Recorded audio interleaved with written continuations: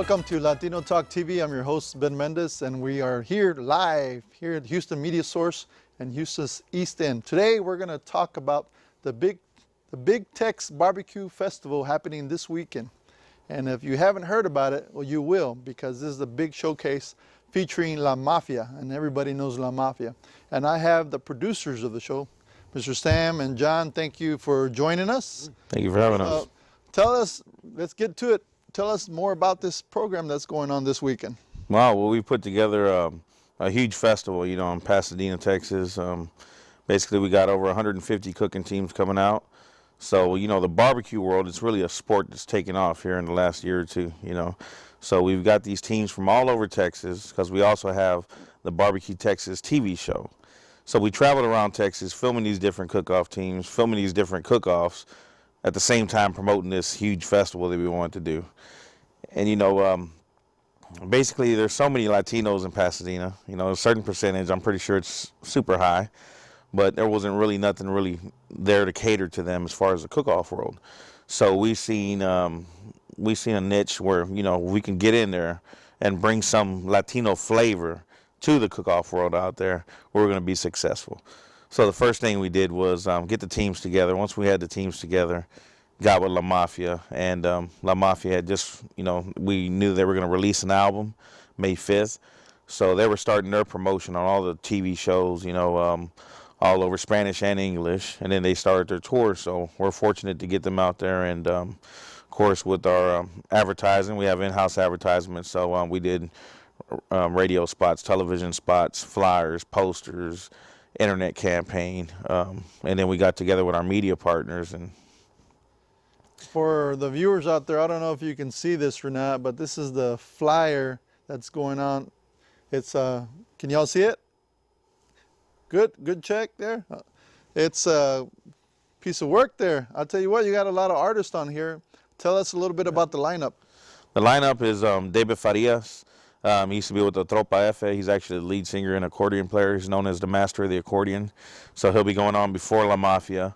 And then we have Sandy G and Los Galivanes de Cumbia, which is an upcoming band that they do a lot of Selena cover songs. And then they also got some original material. But they're recording their new album coming out. And then I got a band on there that I just found on Facebook. I was searching through Facebook, and we're really about opportunity. We love to give our people opportunities. So I found this band, Respecto. You mean I can perform? Hey, I'm ready. Actually, our producer, he'll be our bass player, and then we got our piano player, and what else you need from us? I tell you what, man, you give a Mexican a cowbell and we can get down. One-man band. Well, actually, it seems like a pretty good lineup. Now, it is. What do you tell those people that say, well, this is Pasadena? I mean, why would we want to even go to Pasadena? What do you tell those people? Well, I think the time is right. And I'll tell you why. I've done other events here in Houston. I worked on several events here in Houston, and I just think that it was time for Pasadena to really have something there for its Latino crowd there, And I really felt there was an absence of it, So at the same time, by doing something that had Latinos involved, I didn't want to be like the other guys. I didn't want to just do a Latino event. So we also got the Mickey Gilley tent up in there. You have some country music. Yes, we have country, and then we have rock and roll on Friday night. Okay. So, people that know my background know that I was raised on the streets of Houston as a homeless kid, So I grew up with blacks, Latinos, whites, Asians. You go to my house for dinner, ain't no telling what I'm going to cook. Beef stroganoff or wonton soup, or you might get enchiladas. Ain't no telling. But what I'm saying, though, is that I love people. I love the mixture of people. I love different cultures. And I want to see people come together, and that's what barbecue is doing. Mm-hmm. Barbecue. When a neighbor cooks barbecue, I don't care if you got an Indian living on the same street, a Mexican on one side, a white across the street. They smell barbecue, boy. It's something that brings people together. And that's what we wanted to do in Pasadena, Texas. We want to bring people together. We want people to know the real Pasadena, the Pasadena that is there now. The people that live there now, because it ain't the same Pasadena it was 30 years ago, Ain't that the truth? Right. And when Montgomery Ward turns into the Pulga, that's a real big hint, But the thing is that this is not just a barbecue cook-off. this is a history event in the making. So let's talk a little bit about the events that you've done in the past. Now, I went to an event last year, I believe it was at Almeida Mall. Yes. And that was an event that you helped coordinate. Yes, And sir. I actually was very impressed with the crowd. I mean, I don't know how many people showed up, but it was a significant number of people. Yeah, we had thousands out there. You had a lot of people out there, and I was really impressed by the mixture of people. Yes. It was a good combo, if you will. And you had a lot of booths out there. I mean, you had a lot of everything. Yes. A lot of tents out there. So it's kind of interesting to see how all this has evolved. You know, you start off with a certain group, and then you kind of do your own thing after a while, and Yes. and you make it bigger and better. So Yes. I applaud your efforts and yours as Thank well, you. John, for make it bigger and better. Well, that's Now, I come from the old days. Back, I'm from McAllen, Texas originally. I've been in Houston for 20 plus years, but in McAllen, it was the thing to do. Go to the cook-off on the weekend and have some Tejano band perform. Back then it was La Sombra. Oh, yeah. La Sombra and a couple other local bands, Romance. Oh, You man. can remember Romance back in the day. Now, the atmosphere is a little different now because the Tejano music has changed somewhat. Exactly. We don't have the music played on air like it used to be. We don't have a radio station here. Yeah.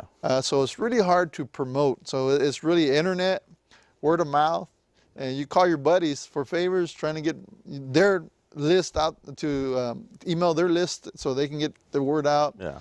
get their Facebook friends out. So it's just, the compound, if I will, networking is the way to go nowadays. Yeah. And it's not as easy as it used to be to promote because we don't have a single source. So you're kind of spread out, right? It's a lot of work now. It's a lot of work. And not to mention, I remember we used to pass these out galore. Oh, yeah. It's rare that you see them anymore. Well, let me tell you what we transformed from doing ordinary flyers. This might not have it on there, but most of our flyers got a QR barcode on there. Now, what that does is it takes an ordinary flyer into a promotional device that people can scan, which can take you to their website or to our website, take you to where you can purchase tickets. So instead of having the old flyer that just gives you the information, they're now an actual tool to help sell tickets. So there's a lot of innovations right now that social media and, of course, just technology has given us now. You know, the older days of just passing out the flyers, you got a flyer, you looked at it, you threw it away, you know. Well, now everybody, 90% of the people out there got smartphones now. So with the barcode on there, you can scan it. They can automatically save your information. They're not going to hold on to that flyer for a month, but it'll actually be stored inside their phone. And then, you know, they can also have reminders on there for that certain date. I mean, there's several different things you can do. One of the things that I think has been the key to the success of our campaign is I brung my uncle in from California. You know, my uncle's been doing the internet since 1990. Basically, you know, when you had that box and Back when DOS Yeah, was being yeah, oh, used, yeah. huh? yeah, And you had big floppy disks. the size of an album. Yeah. Yeah. You know, so I knew there was some parts that I had to make a successful festival, but there was also some parts that I was lacking. And I think that's the whole key is knowing where you lack, knowing where you really need to build up. You know, one of it was my administration, which I had to get together. The second part was on the social marketing. So I'll introduce my Uncle John here, John Stippick, and John will just kind of give you an insight on the campaign we've done with the internet campaign. Okay, well, let's talk more about that. Social media as it pertains to this event per se. Okay. So if I am a new kid on the block and I want to create an event like this, Yep. okay, Yep. what are some of the steps you have to follow in order to have a successful turnout? Okay. The first thing you're going to want to do is really think through your concept and your target audience. You know, all of your messaging and your branding has to be consistent from beginning to end. So you want to think about who is my target audience and what is it that I'm going to be saying to them from beginning to end. One of the funny things about this particular audience, these are barbecue cookers, okay? So I remember when Sam first called me about 3 years ago, and he's been asking me to come out here for some time. Actually, it was longer than 3 years ago. Yeah. He called me up and said, "Hey, Teal, come on, let's do one of these barbecue cook-offs." Well, I was back in LA doing internet stuff and film and television, and I would listen and I'd look at the phone, and I love my nephew, so I didn't say no. I said, well, let's talk about this later. Because I figured, barbecue cook-offs, it didn't really sound that exciting. After I came here, the funny thing to find out, these barbecue cookers are all over Facebook. They are Facebook hounds. It is the funniest thing ever. I mean, they talk in the language of Facebook. They talk in the language of community. So when you have a new person wanting to create a really successful festival, they need to think about their audience in terms of a community. Because if you have a community, then there are certain things that you can do to massage their behaviors so that you actually get an intended outcome, right? And so for us, we had a couple of tools and a couple of strategies along the way that we would say certain things at certain times so that we would see spikes in traffic. We used the Barbecue Texas TV show, which was another part of our social media campaign because we're a YouTube channel partner. And that was, well, I'll dare say, our Trojan horse. Mm-hmm. It was our way of acknowledging the cooking teams, but it was also a way of getting our audience to participate with us socially. That's the marketer's dream. How do I have my group participate with me, right? That's it. So what we did after we identified the audience, we immediately built a website that could cater to them that was super simple. The design rule is doggy, piggy, bunny. Doggy, piggy, bunny. It has to be so simple that when you look at it, you know what it is. Some websites are way too complicated. So we made ours super, super simple. And then we started launching and advertising. The thing about it is you want to think that your community is not only online in terms of social media. There are things that are happening that are offline that will drive your social media. So for example, if I watch television, like a movie trailer, it'll say, after the end of a Batman movie trailer, you'll see www.batmanreturns.com, right? They're getting you to go to the web. So we were thinking about all the things that we did, how do we get them back into our web, into our circle? So there's a lot of corporate strategy that goes into your social media campaign. So how long have you been promoting this?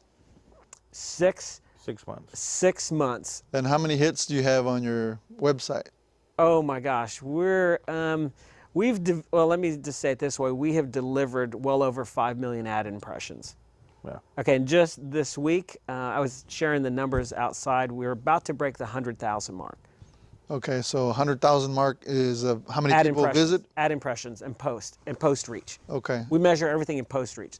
So for our social media reach, we want to know how many times people actually saw our brand. Okay, so when you say impressions, so if I pull up a website, how many impressions will pull up on one time? At least one.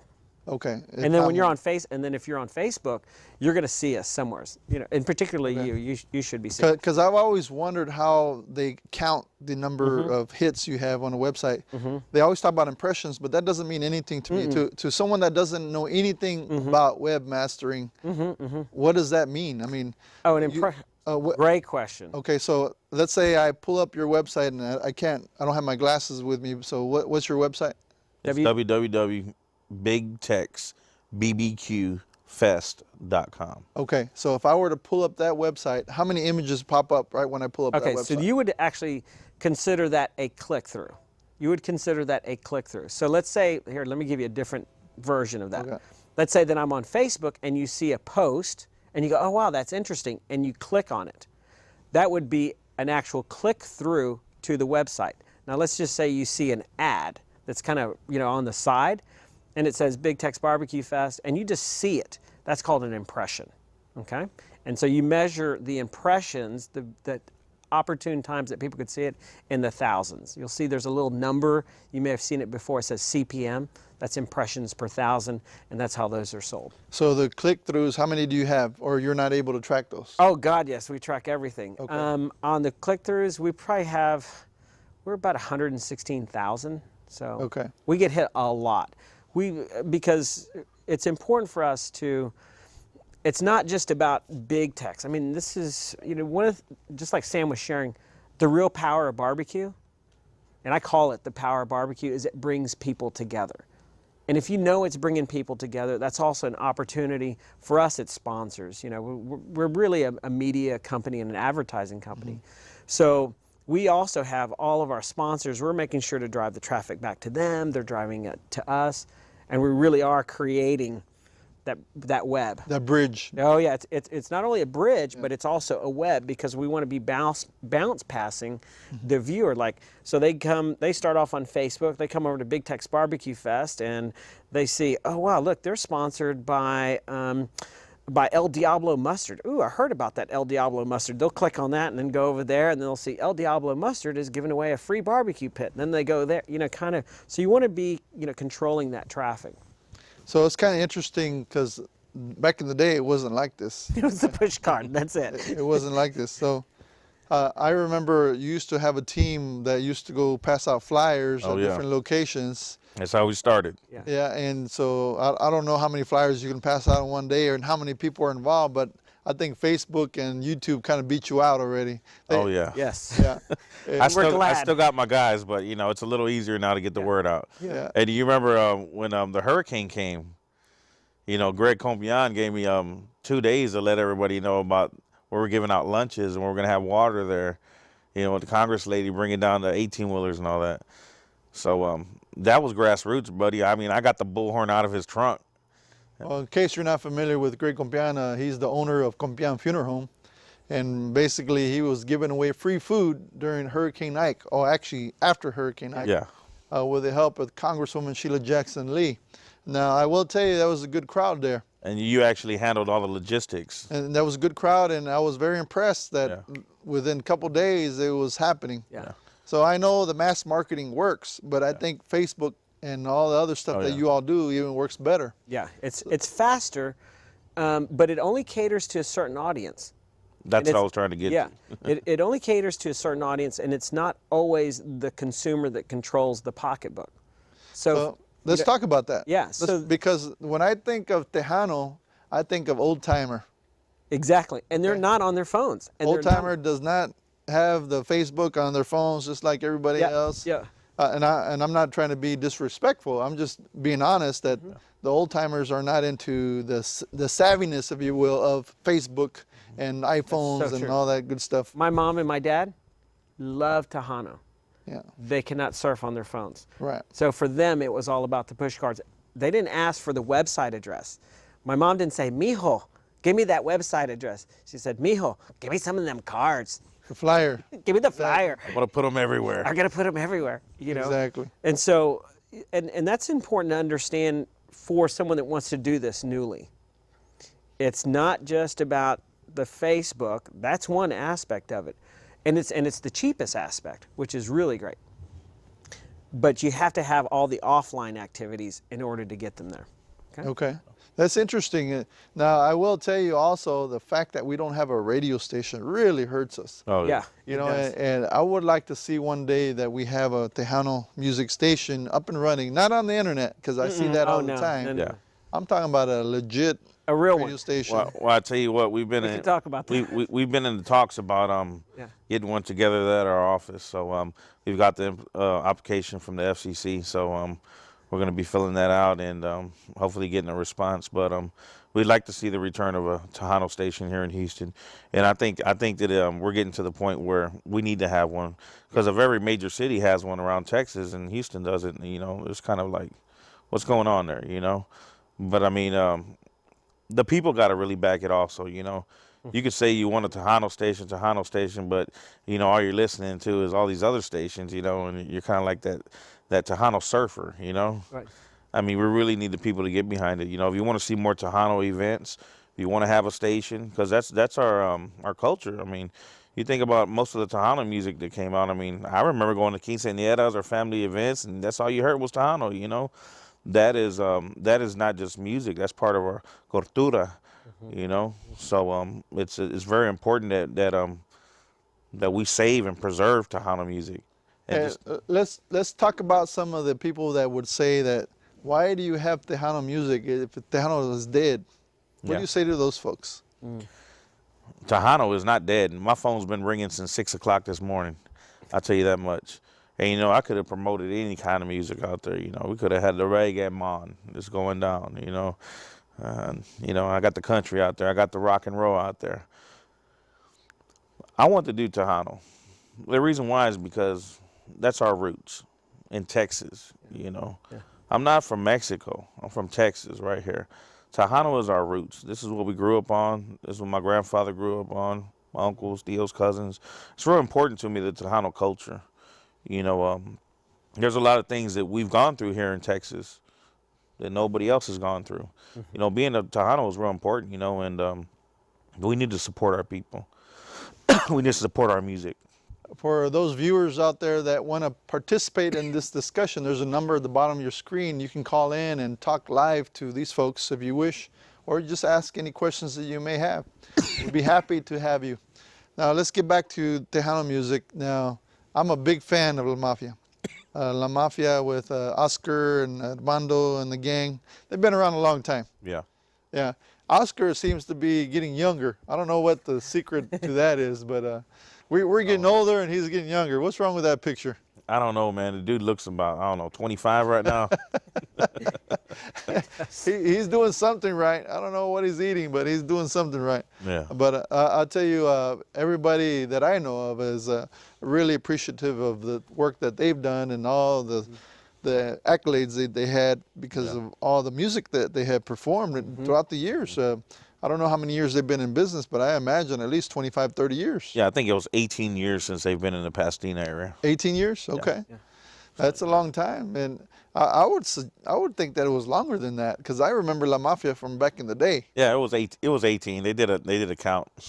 18 years. Yeah. Wow. So they're real excited too, you know, on going back to Pasadena and being able to perform there, you know, and there's not too many venues where they can perform unless it was a big venue like that. Yeah. So well, they can always perform at the Houston Rodeo if they would let us. yeah, you know, so I think they need to go back there, huh?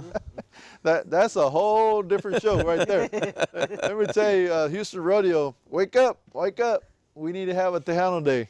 Nice. Definitely. And I see it coming, you know. It's little things like this that open up the eyes of people out there. Yes. You know, larger corporations, larger entities out there are starting to realize because you got these smaller venues that are not that much smaller. I mean, they're still holding thousands of people, but they're filling up with Tejano music. And, you know, La Mafia was at the last one, I think was at the Humble Civic Center, which sold out, which packed the place, you know. So Tejano definitely isn't dead, you know. How many people fit in the Humble Civic Center? I think it was close to 8,000 or 9,000 people. Okay, yeah, that's a significant number. Yeah. Yeah, And it's not cheap change either. I mean, And they it was made some sold serious out. money in there. It was sold out. Because at the bottom line, it's about this. Yeah. You know, who's going to make the money? And if they can't make any money, they won't do it. Right. And I guarantee you, the Houston Rodeo will make some money that day if La Mafia comes to the stage. Oh, The Houston Rodeo. Man, they'll pack the house. Not only are they a band that has history here in the Houston area and all over, but they're an international band. They're a band that caters to the Latin regional. I mean, to the Mexican regional and to the Tejano. So you got them all over. You got a good well mix of that. Not only that, they just released the album May 5th. So I mean, they're hot. You know. I haven't heard their album. Is it more catered to Mexico fans, Mexican fans, or the U.S. fans? I think it's a good mix. Is it? Yeah, I think it's a good mix. I think they had a little bit of everything on there. You know. Okay, that's good. So we're going to take a little break. All right. And when we come back, I really want to talk about your story. I know you grew up on the streets. Sam obviously had a hard life as a youngster, and we want to talk a little bit more about that and how you got into this stuff, you know, because this is a hard market. You know, not just anybody can break into the market and be successful. I mean, how many times do you see promotions over there at different clubs and they last for 2 months and you never hear where they're at? And so the mere fact that you come in year after year and you're successful and you're able to bring the crowds up and make that money, because that's important too, because you got to make some money in order to make it happen for the next time. You got to. Yeah, and also you're able to attract all of those barbecue cook-off teams, because that's a total different deal also. You got to build those relationships. And so hats off Definitely. to you all for being successful in that. And Thank so you. we're going to come back in 2 minutes. We'll take a quick break. Be back in 2 minutes.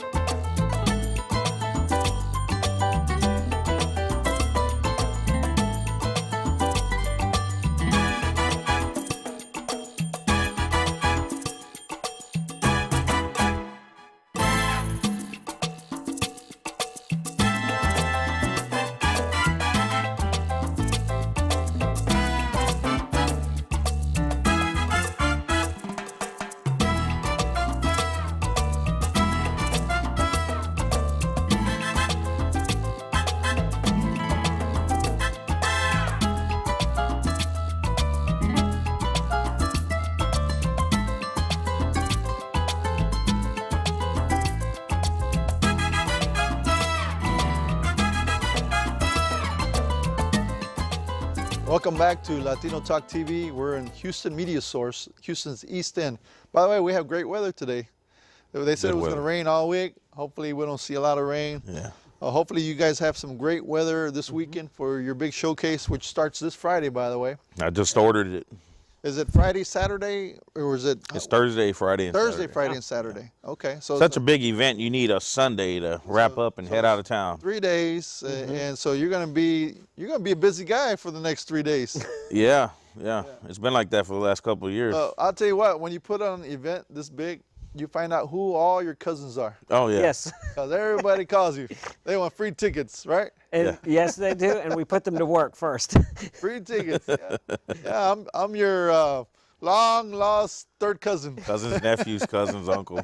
Great, you're on the parking committee. Yeah. Well, let's talk about a little bit of history, okay? All right. And so we talked a little bit about their event coming up this weekend, but now let's talk to Sam about his history as a foster child. You lived in the hood. I mean, you lived in the streets, literally. So Basically, yeah. bring us from the very beginning. Well, the way I got started doing promotions, it's a real nice story. I was basically on the streets, and I had this pink neon Jeep roll up on me, and it was Astrodome Dental Career Services, right? So the guy says, I need to pass out some flyers here in Magnolia, but nobody speaks English, and I got these flyers here that are in Spanish, and I'm a black guy, so I need some help. Yo no sabe español. I said, all right, I can help you out with that. So how old were you? I was 12 years old. Okay. I said, I can handle that. He said, you sure? He goes, I'll give you $50, all right? And you pass all these out, I'll come back next weekend and meet me at this store here next Saturday. So we set up, all right, well, I'd meet him again. Well, that week, I put them flyers out everywhere. Everywhere I could think about. Every taqueria, every bakery, even in the longshoreman's hall. You know, funny, a longshoreman looking at being a dental assistant. But I put them everywhere I can get them. And next week, the guy said, man, you know, you did a great job. You know, let's do this again, but I'm going to give you double now. So I did it that week, did double. After that, the dentist wanted to meet me. He said, man, you know, we've had more students, you know, you're getting us more people than what the advertising agency is. And you're a 12-year-old kid, you know, something's good going on here. The dentist wants to meet you. All right, so I ended up meeting the dentist. His name was Dr. Arthur Higgs. He was the first African-American to have a dental college in the state of Texas. So Dr. Arthur Higgs pretty much took me under his wing and became my adoptive father, helped me out. So it just grew, you know. It ended up being a 5-year relationship, you know, where he helped me out. And it's kind of ironic that I'm doing the same work today that he taught me when I was 12 years old.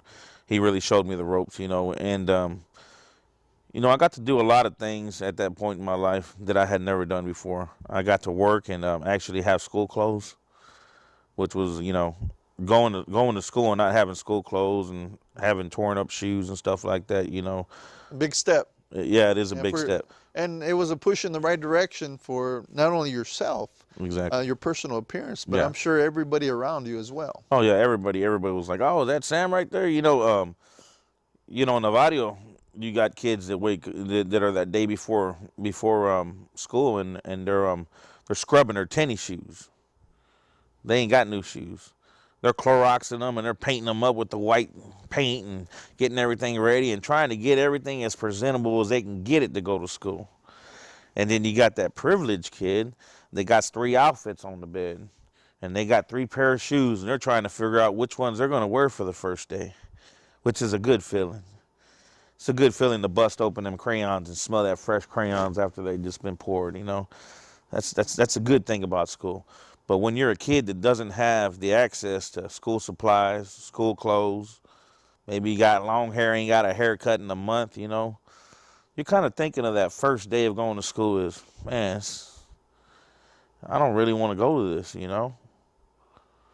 And it's hard for a kid to get an education like that. Because, you know, at that age, you're worried about you know, how people are going to perceive you. You're going to meet new friends, new girls, you know. And what school did you go to? I went to Dede Middle School. Ah, the famous Dede over there on Broadway. The famous Dede. And, you know, last year, you took part in this, right? I appreciate you, too, for going out there. It meant a lot to us, you know. The principal calls me up and he says, Sam, you know, I need your help. You know, I know you know all these business people and, you know, politicians and you name it. I need your help. I need to get kids to come to school for 6th grade orientation. And nobody has came the last, I don't know how many years, probably the whole history of the school. Nobody shows up. And I said, well, what are you doing as an incentive for people to come here? Well, we're just giving them a tour of the school.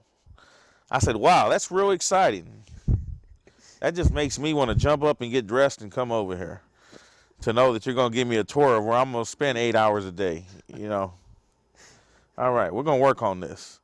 So I said, let me make some phone calls. So I called you, called Mr. Compian, called Victor Trevino, called Adrian Garcia, called Juan Villarreal, the comedian.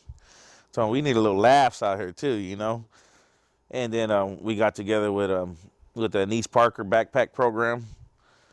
So I got together with the barbershops, and I said, hey, you guys need advertisement? They said, yeah, we need advertisement. I said, all right, I'll make you some business cards, but you got to make 100 vouchers for kids to come get their haircut that ain't got their haircut. I went to the clinics. I told them, you need some advertisement? I'll give you some advertisement. This is what I need. I need vouchers for physicals, for kids that want to play sports that don't have the money to pay for their physicals. Before the end of the day, we had haircuts, school supplies. And, you know, I called my barbecue brothers, Los Cordova Cookers. I called Los Cordova Cookers, and they said, man, we'll be out there making burgers and hot dogs for the kids. Called Jumping Frog Moonwalks. They came out, put moonwalks out there, supplied us with snow cone machines. DJ Gabe and Tom came out, set up the music. Tidal Max. I mean, we had all, this is the love of the community coming together. This is something that makes a difference. When you're able to pull everybody together like that, one common goal, it was a successful day. Well, you definitely had a crowd, no question about it. You know what's so ironic about it is that I got kicked out of that school at 6th grade. So I got kicked out of school at 6th grade, and then I come back later on and supply 1,200 families with school supplies and a good meal that day and a good time. So let's talk about your upbringing. So you were in 6th grade. What did you do when you got kicked out? What happened after that? I went to Hartman School. And I was still kind of bouncing around from home to home, you know, and stayed with my uncle for a while, stayed with my dad for a while. And, you know, I was really trying to just grasp school. You know, I had missed like 4 years of school when I was on the streets. So, you know, it wasn't like just going back after summer, you know. It was like being lost. Mm-hmm. you know. So when you went back, what grade did you end up in? I ended up going to ninth grade. Ninth grade you jumped from sixth to ninth grade? Yeah, it Okay. was like, all right, you done missed so much school. We can't put you that low level, so we're gonna go ahead and put you at ninth. I ended up in Milby. You know, so at Milby, I was like, all right, well, lost again. I guess I'll play football. Okay. So you played football? I played football there. You know, I did my best to do what I could do, you know, but, you know, at the same time, I had been working since 11 years old, too, doing bricklaying, chapaporta, roofing, you know, shingles. You know, I could build a house from the ground up. I've done it all, you know, because I had to work to survive. You know, even before that, when I was in the cantinas as a kid, you know, I was a hustler, you know. I grew up hustling, you know. I was raised by the streets, you know. The thing, though, is that I always looked at the people that were surrounding me, and I said, okay, what's this guy going to be when he grows up? Where's this guy going? And I started to see people go to the penitentiary. I started to see people dying, getting murdered, overdosing. And I said, man, there has to be a way out. You know, this is not what life is all about here. What's the secret? Mm-hmm. Who has a secret to life? Everybody told me they had secrets to getting out. If you do this, if you do that, if you do this. But they were just the audience in the game. The only person that could make the choice, the only person that had the secret was myself. Because I'm the only one in the game. I'm the only one that can make that three-pointer when that buzzer's going down. Everybody else around me is just the crowd. They're going to have an opinion. Everybody's going to say, well, Sam did this, he would have won the game. Well, we had to put this player in. Everybody got an opinion. But ultimately, we're all in control of our life. Mm-hmm. You know, we're not all dealt, you know, the royal flush. Some of us just got two of a kind. Mm-hmm. But we got to do what we got to do to be successful in life. Never give up. Always strive. You know, and a lot of things that we've been doing, you know, with this barbecue cook-off, I ain't going to say it's just been us, the secret of success. To this cook-off thing here, to our business, you know. Mm-hmm. Now we're running 5 businesses, you know, incorporated. Yeah. And so let's get back to your high school. Okay, so you're in ninth grade. So where do you go from ninth grade? What happens then? You get kicked out of school, or what happens? Ninth grade, I get kicked out of school. Okay. And then what happened? The principal said, you know, you're bringing this kid to school and he don't even want to be here. Just keep him at home. And the reason being is because you had missed so much school. Yeah. That you were lost literally in your classes. You didn't know which way. I was just going because they said come to school. Okay. You got to think, you know, most kids got curfews. Well, I had lived on the streets, you know. Mm-hmm. Tell me to come home at 9 o'clock. I'm like, yeah, right, you know. I've been out around the clock, you know. So, you know, I was thinking I was a young kid with an adult mentality, you know. You had to. And I had to have that mind, you know, in order to survive all them years on the street. So did you have brothers and sisters? I had a brother, and, well, I still got my brother and my sister. And my brother was 6 months old when I got left at the hotel. How old were you at that time? I was 8 years old. 8 years old, okay. Yeah. And my sister was 2 years old. Okay. So, you know, I would pay the prostitutes and the people around the hotel there to take care of my brother and sister while I was out hustling. You know, and I would do runs for the drug dealers and stuff, you know, and they'd pay me cash and probably made more than the average guy out there, you know. Mm-hmm. And I had protection on the streets, you know. Anybody mess with me, you know, they had to pay the price, you know. But it was all about survival. And you'd be amazed at the underground, the way stuff is handled in the underground. Yeah, now, of course, you know, you can't have an 8-year-old kid renting no hotel room. Mm-hmm. But, you know, the Oriental guy who ran the hotel, he kept his mouth shut about a lot of stuff because there was a lot of other stuff that he didn't want to open up a can of worms, so to say, you know. Mm-hmm. So we made it through that, you know. We made it through that, and we got bounced around a little bit, but we're all here today, you know. We all got pretty good minds, you know. We try to do our best and we understand life. You know, my sister and my brother, they understand life. My mother, that left us at that time, she understands life. Is she still around? My mother is at home right now, probably with her grandkids, having a good time eating ice cream. Okay, good. And your father? My father's around too. He's taking care of my grandfather, actually. Mm-hmm. Okay, so life has transitioned, so to speak. Everybody kind of Yes. blossomed in their own way, saw the light in their own way, because sometimes it takes a wake-up call. Yes, it does. Yeah, and I didn't have near as bad childhood as you did, but I had some hiccups. You know, I come from a small family. My dad had 22 brothers and sisters. Whoa. Small family. Very small family, okay? I had over 100 first cousins on my dad's side of the family alone. Wow. Yeah. And of course, you know, when you talk about migrant families, which one, my family was a migrant family, I mean, you're talking about transitioning from the northern states to the southern states on a yearly basis, okay? And my grandfather didn't see the value of education, so most of my uncles didn't go past 8th grade. So they were working, by the time they were high school, it was time to go to work. Yeah. Because that's the way it was, right? So my dad went to 8th grade, didn't go to high school at all, ended up going into the military. My dad was recruited when he was 17 years old into, he went to Vietnam, Wow. okay? And pretty much all my uncles ended up going to prison. And so I came from a different mindset than I do now. Back in the day, I mean, college was like the furthest thing in my mind. It was more about family, you know, just hanging out, you know, going to my grandmother's house and hanging out, eating. Far-fetched was the idea of going to UT or anywhere else, for that matter, go to college. So it took my dad to get out of that environment through military for us to see and open up our eyes and see what was really going on, because you know, you're not used to traveling abroad or anything like that when you're in the hood. Right. So we went to Germany and other places. So I actually thank the U.S. military for the opportunity to get away from the environment that I was in. I went to UT in Austin. My first year, I ended up getting kicked out of school. I was the first cousin to go to college, okay, and I had a scholarship to go to UT. Ended up losing it because I didn't see school as a priority, even though I had a scholarship and all this and that.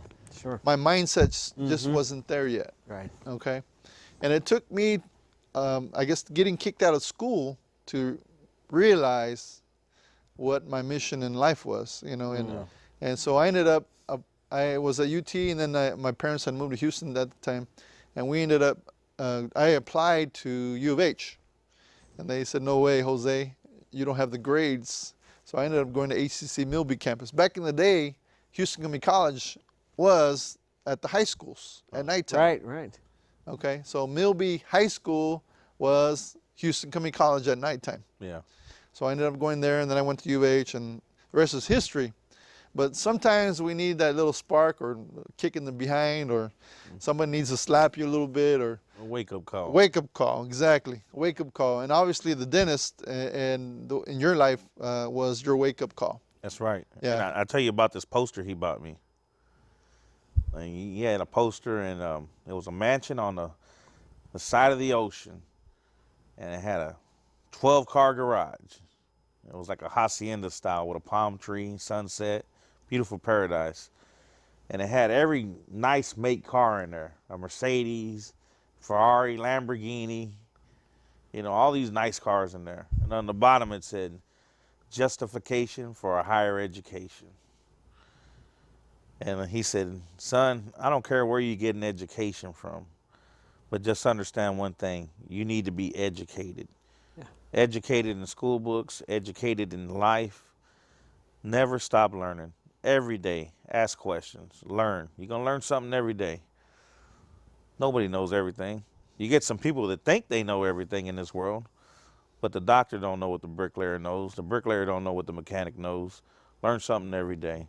That's right. That's right. Always ask questions. So now you have new stumbling blocks, okay? As a business owner, new company is not easy to start. Oh, okay? no, it ain't. No, it ain't. So you're always faced with new challenges, whether it be a new business or a new career or whatever it is, right?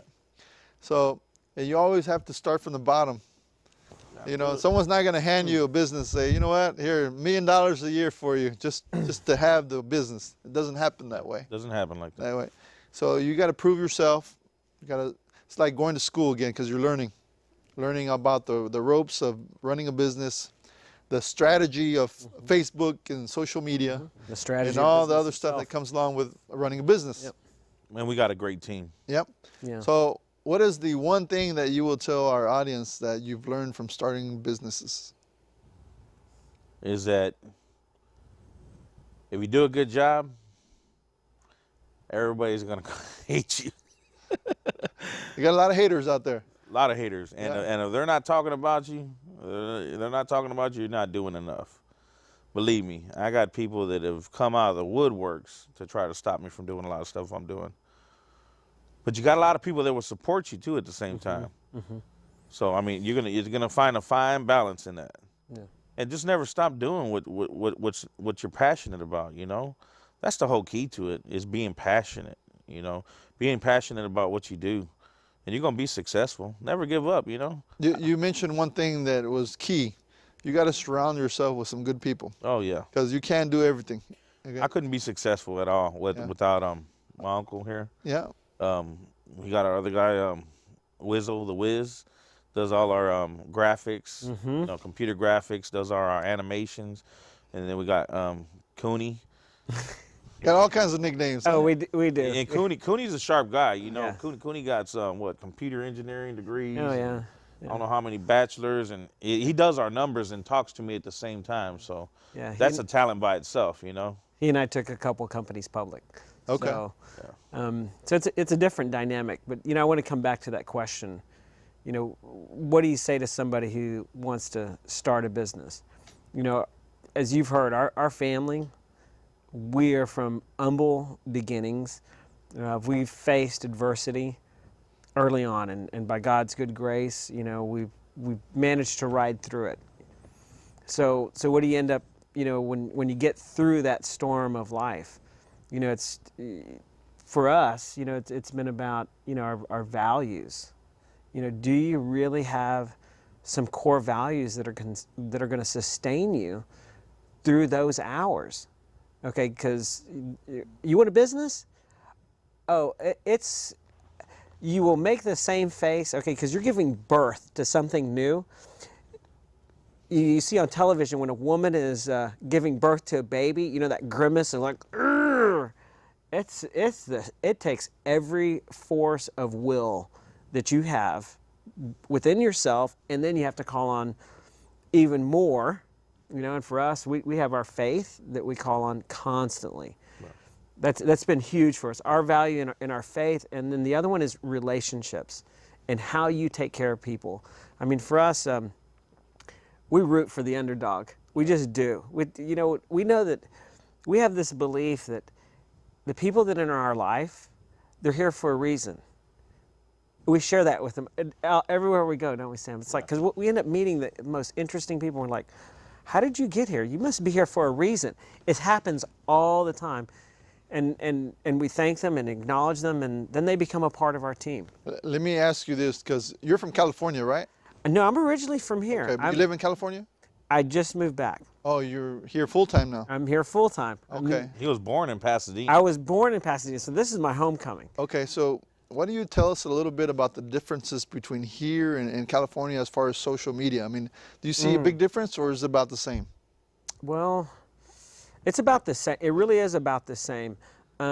It's just that in California, that's where the thought line and the strategy really begins. You know, coming out of LA, I was living in Laguna Beach, and so lots of execs. Oh, the good life. Very good life, and that's why it took I me took 3 years to get over. That's I just did. I was like, I'm not going to leave here.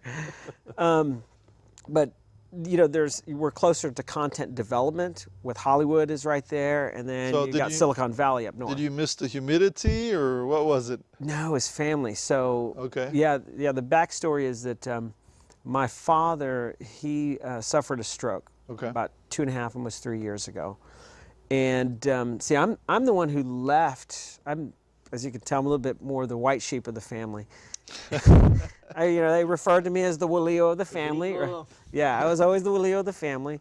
And so when my professional career started, I left. I started traveling, so I actually had no idea what was going on back here. And Can I interrupt real quick? yeah. But he was an altar boy at Immaculate Heart of Mary when he was Oh, a okay. kid. Oh, that's right. That's right. I'm from. I just wanted to give him some roots there. Oh, totally, totally. I mean, oh yeah, and I eat menudo. So, you know, it's just over there. It's happening there, but we're not really that far behind over here. And a couple of hardworking guys, because we work hard We work 19 hours, 20 hours a day, regularly. nonstop. We will not fail because, you know, for us, there's another thing about this. It's about, and I think our family has been very late to discover something that it's new to our family, which is family pride. Yeah. We did not have that in our family because we'd gotten so used to somebody's on drugs, somebody's in jail, that somebody got pregnant again, you know, and so, you know, It's something to be proud of right here, you know. Yeah. Really stand up, you know. This is what we created. yes, It's good. We've jumped over obstacles in our life.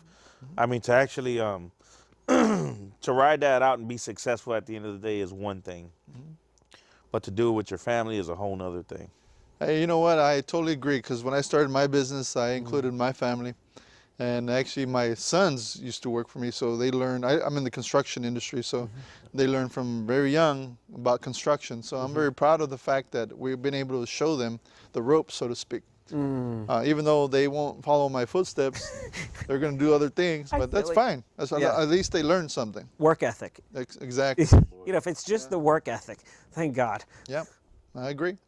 So we have about 5 minutes left. So let's talk a little bit about John and Sam, your pride and joy right here before we get going here. All right. Okay. All right. I know you had mentioned that we have Thursday, Friday, and Saturday events. Okay, so Thursday we come in at what time? What time does it officially start? 5 o'clock in the afternoon. 5 o'clock. 5 o'clock. So the music starts at 5, or what? yeah. What happens at 5? Basically, what that is, that's a sponsor day. So all of our sponsors, all of our teams that have sponsors, that's when we cater to the sponsors. We say, thanks a lot. Without you guys, this wouldn't be possible. Okay. Come on in, get you some lobster tails. Kind of like the Houston Rodeo, they have the barbecue Yes. cook-off Exactly. the first week. Okay, Exactly. so Yeah. except it's a one-day event. No, The barbecue kickoff for the tents, is it a one-day event? The tents? that's a whole weekend over there. Okay, so there's always something going on in the I tents. think there is a sponsor day over there also. Okay. Yes, yes. Okay, so that goes until what time on Thursday? So 12 o'clock. 12. Okay. You have various bands playing and, you know, So entertainment. is it the same way where you have to have a wristband to get in the tents? Yes. Yes. Okay, so you Some can't of just them. walk up and Some say, of them are free. Some of them require payment. hey, I know Sambo. Can I get in your tent? We're going to get a lot. There's gonna be a lot of people trying to say that. Okay. Somebody told me I know Sambo one time. Okay. Hold on, man. How about Friday? What time does it start Friday? Friday is going to be at 10 a.m. till 12 a.m. And we're doing commercials right now. It's going to be the tribute to rock and roll and the armed forces. What we've done is we teamed up with Bud Light. We're going to have the Heroes tent. And it's the Heroes Garden. It's the Heroes Garden, yeah. So what we're doing is we're bringing in a bunch of troops and veterans, and we're basically feeding all the veterans all the troops and all you can drink, and then we're putting them up on stage for a salute to our armed forces. So what time All is vets that, get more or in less? free. All vets get in free. That's going to be from like 3 o'clock Yeah. till like 6 o'clock. Okay, so so if you're a veteran, they can participate? Veterans and troops and Okay. emergency service personnel Okay, are free all 3 days to our festival. okay. That's cool. We figure since you're putting your life on the line for us, hey, you get in, you get the red carpet, buddy. You Yeah, know? with us. We're going to take care of our people. We just want to show our appreciation for the men and women in the military, and not only them, but our police officers, fire department. So as long as you got the proper ID, come on in and have a good time. Okay, so let's talk about the stage on Friday night. Who's on the stage? The main stage? Friday night, we got 3 tribute bands. We have Rock and Roll Over, which is a KISS tribute band, full makeup, full Oh, yeah? production. Oh, it's just so much fun. They are great. They are really Come out good. on YouTube, Rock and Roll Over. It's the KISS fans. There you go. Oh, yeah. Yeah, and if you make up your face, I think you get in for $5 or you wear a KISS shirt. Oh, yeah? Yeah. Yeah. So I have to bring out my old Yes, you t-shirt? do. Your old jersey. And then we have I don't think it fits. then we got the Poison Band. Okay. They're called Swallow This. And then we have Hysteria, doing all the Def Leppard songs. Okay. Yeah. So you got some old music coming your Yeah, way. yeah, we got Scorpions coming? No, not the Scorpions. But we got some great music, and we're not only having a concert, we're having a production. Okay. Yeah. So we got huge LED screens, laser light show, the whole thing. It's going to be the ultimate stage and light show. Okay. Yeah. So Good. we'll have all the troops in there. Yeah. We'll have all our audience in there. Yeah. Plus our we'll also have the Bud Light Country stage on the other side, and we got Dirty Moonshine. Moonshine's Yeah. gonna be the, out there. the Pirates. Flip Cody Griffin. Cook. So basically, if you don't like country, there's some heavy metal. Yeah, there's some That's heavy right. metal going on. Side, right? That's right. Yeah, Okay. we want That's this. cool. That's the power of barbecue. We want something for everybody. We have a carnival going on for the kids. There's these climbing walls. I want to see some pictures of the Kiss makeup. Oh, tons of you- pictures. I want to see the You will. kids all dressed up like Kiss. we have a face painter that's there on site too. We do. Yeah, that's just donating face paintings just to get everybody in the whole. Are you going to spirit. wear the famous boots? Oh, I don't know- come I don't on, know what I'm come on wearing now. yet, Or you're going to have the tongue attachment? Yeah. I'm gonna be the special guest, Meatloaf. I do anything for love. All right, let's talk about Saturday. Tell me what time it starts on Saturday. Saturday we start at 10 o'clock for the general public to come in the festival, carnivals, rides, and all that stuff. And then our entertainment's going to start in the main arena at 3 o'clock. We're Yeah. starting off with Grupo Respecto, and they're from San Antonio, Texas. And then we got Sandy G and Los Gavilanes de Cumbia. They're from right here in Houston, Texas. Superior band right there. I'm glad Oh to yeah. have them out there. Oh yeah. And then the master of the accordion after that, David Farias from Tropa F. And then the one everybody's all been waiting for, billboards up all over town, 17 newspapers, 6 magazines, 4-time Grammys, been on Desperta America recently, been on Gordo en la Flaca, been on every major TV show you can think about it. And Friday, listen to them on El Norte. Oh yeah. They're going to be doing a live interview at 5 o'clock Friday, the day before Saturday, with La Mafia. So we're happy to have them guys out there and keep pushing Tejano music Yeah. and keeping Tejano music alive for our culture, for our people. And we're very happy to be bringing it to Pasadena, Texas. Yeah. That's right, Pasadena, Texas. Totally. Get down, Dina. There's Go ahead. one other thing that we also have a car show on Saturday too. The HRT car show we also got the is going to be happening out there too. So I mean, this is It's going to be a full-fledged there's event. so much going on. Yeah. So how many people are you expecting from day 1 to day 3? I'm just going to say it like this. We're expecting 35 to 45,000 total. Okay. yeah. Big event. Well, that concludes our show. Unless you have any last-minute announcements, your website? www.bigtexbbqfest.com. You can get your tickets online or just see us at the event. Plenty of parking, plenty of fun. Bring the family out. Yeah. That concludes our show. We'll see you next week at 6 p.m. Monday night, live TV. Thank you for joining us. Bye.